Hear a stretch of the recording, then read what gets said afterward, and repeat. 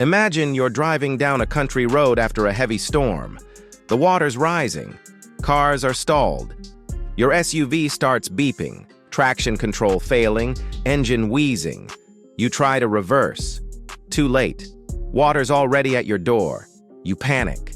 Your phone has no signal. This is where most vehicles stop, but not the Land Rover Defender. It doesn't hesitate. It drives straight through it like the water isn't even there. This isn't just marketing hype.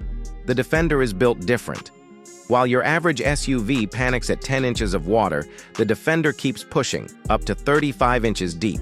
That's nearly 3 feet of floodwater, no snorkel required, no modifications, straight from the factory. And here's the twist.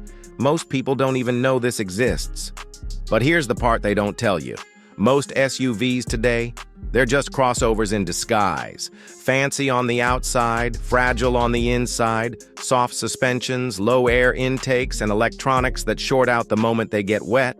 They're built for mall parking lots, not rivers. They look tough, but when real danger hits, they fold. Now picture the Defender.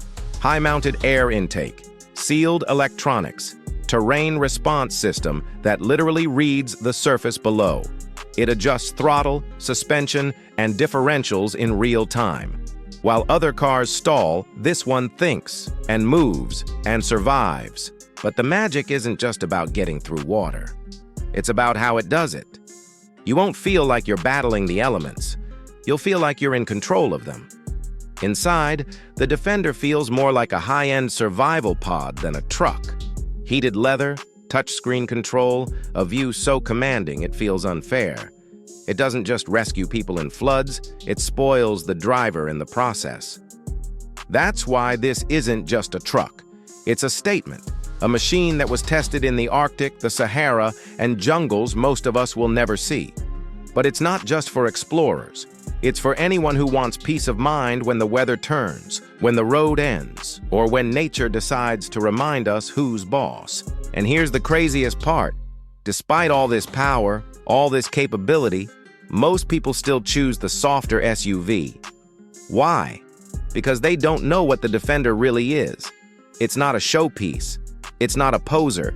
It's the truck you want when your life depends on getting through.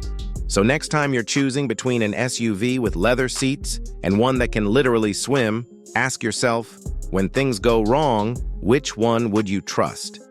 Because while most vehicles are built for comfort, the Defender is built for survival.